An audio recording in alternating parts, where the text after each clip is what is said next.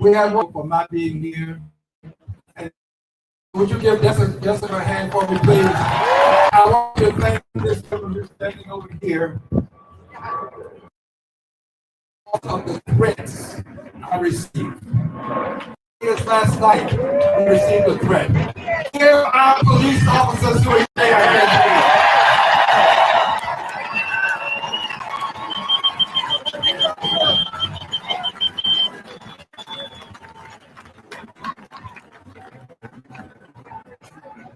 When the President of the United States of America threatens the lives of members of Congress, when the President uses terms in his tweets, his communications by way of social media, when he does this, he places the lives of people at risk. When the President uses another person's words, indicating that persons should be hanged, he puts the lives of people at risk. The lives of people who were engaging in lawful free speech. People who were but only indicating that the military is required to carry out lawful orders, and they are not to obey orders that are not lawful. So he puts lives at risk. He put those 6 people who said to the military, you don't have to obey unlawful orders at risk. And in so doing, I want you to know this. I don't take it lightly. It's something that goes beyond those 6, however. I want you to listen carefully to what I'm about to say. He has called those 6 people traitors, but he also called someone else a traitor. Listen now. He called Congresswoman Marjorie Taylor Greene a traitor. Now listen. She and I don't agree on most things. But here is something that's important. Her life is just as important as any other member of Congress's life. We cannot allow ourselves to be separated by party lines when it comes to the issues of life and death. We are going to demand respect for every member of Congress. That includes Marjorie Taylor Greene. Someone will say, well, is she going to vote for impeachment? It's not about whether she will vote for impeachment. It's about whether her life has value and meaning, and we are going to stand up and protect all members of Congress, whether they vote for impeachment or not.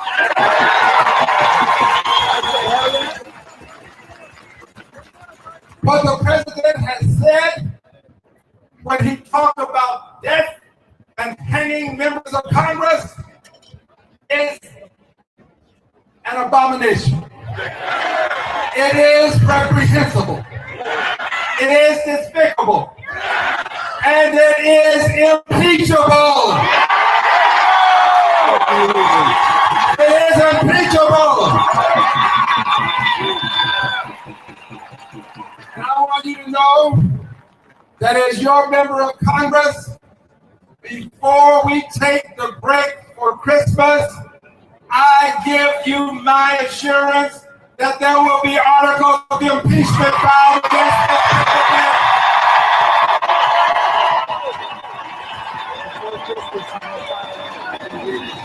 There will be articles of impeachment filed, and there will be articles of impeachment voted on in the Congress of the United States of America.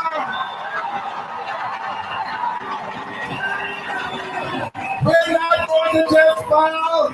We are going to have every member of Congress take a stand. This is a time for all of us to take a stand. You vote your conscience. My conscience tells me that I must vote to impeach a president who will put the lives of members of Congress at risk, a president who disrespects the Constitution Constitution, who doesn't believe in the separation of powers, who doesn't believe that people have a right to peacefully assemble and protest, a president who wants to be an authoritarian, who is devolving our democracy into a dictatorship.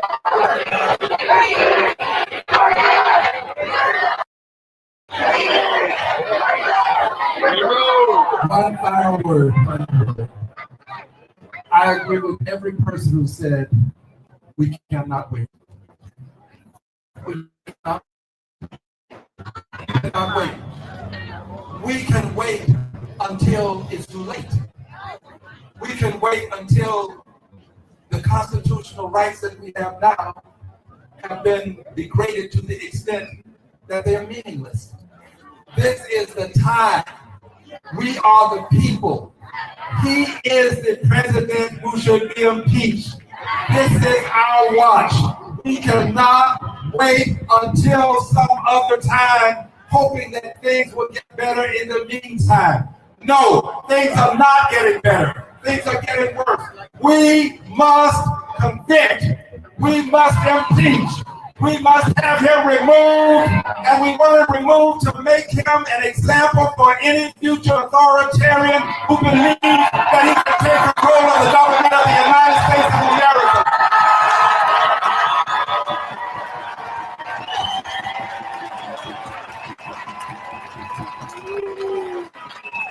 I want you to know that I thank each of you for being here. My heart is with you. And I assure you that your being here has made a difference. You are the resistance. You are the resistance. We are the resistance. We are the we, and we the people. God bless you. Thank you. I love you. Thank you.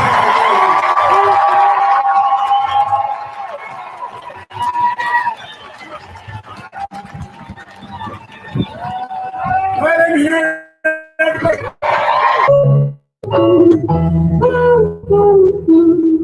I see.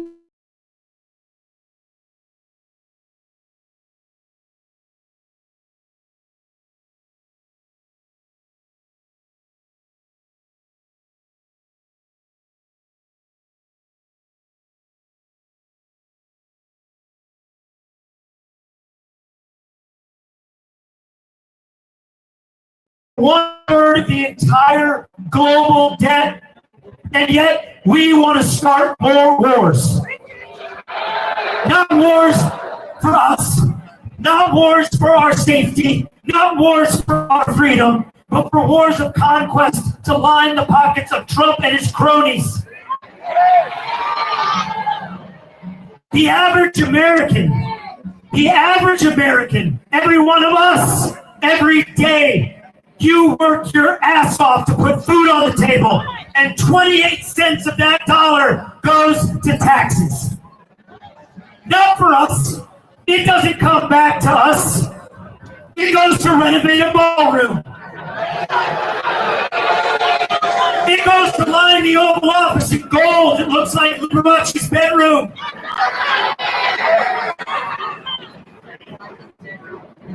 Over the last 24 years, and over this administration, the U.S. Congress has not passed a budget. That is their job. And when someone doesn't do their job, what do? We fire them. Impeach, convict, remove. Impeach, convict, remove. We must do it. To prevent the abuse of power, things must be ordered that power checks power. That is what our nation was founded on.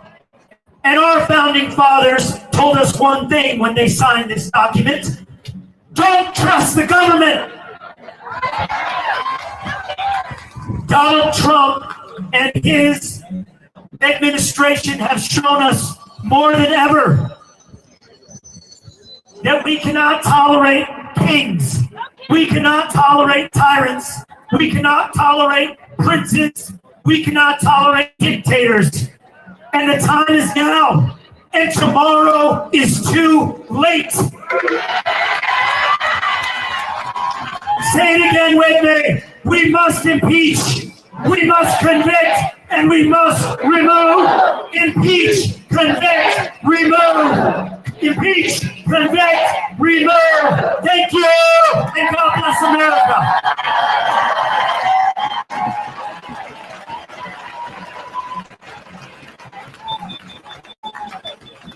I'm here.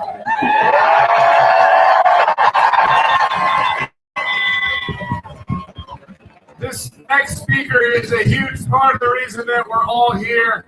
She has really dialed in the nuts and bolts of this event and many more. She's been fighting against this fascist clown tirelessly. I know because I've been fighting beside her, and I'm exhausted, and I think she sleeps less than I do. But she still manages to look incredible every day, and she's just an incredible leader, doing incredible work. I know you already know who I'm talking about. Please give a warm round of applause for Jessica Benson.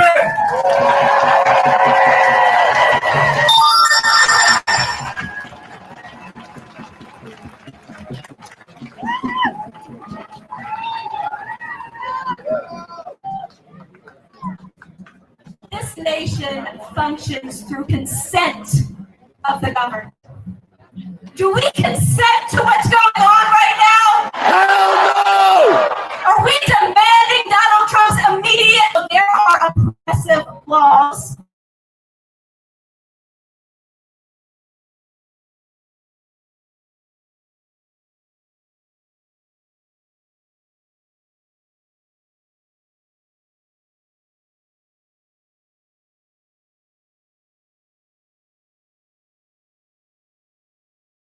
The American people in a state of hypnosis, in a state of not being aware of their human and divine rights.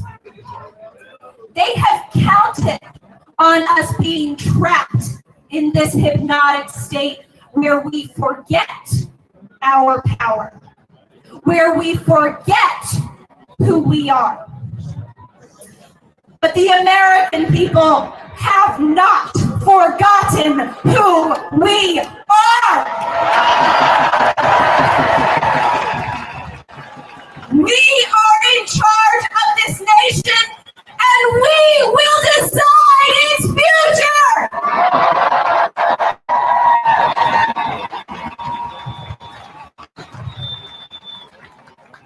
Do you see how incredible what we have done today is? Just a few months ago, really until just recently, they were trying to make those of us who were calling for impeachment look like fools, look like some fringe movement who were so silly to think this constitutional necessity could be accomplished. But today, we are making anyone who says impeachment is not possible look like the fool. What we are doing today is about putting where it belongs. On that building at the other end of the halls of Congress. There are so many diagnoses out there for the daily abominations of this illegal administration. So many diagnoses about how they are violating the Constitution, how they are disappearing our neighbors to concentration camps, how they are arresting American citizens, how they are conducting extrajudicial killings on the Caribbean seas, how they are trying to militarize our streets and literally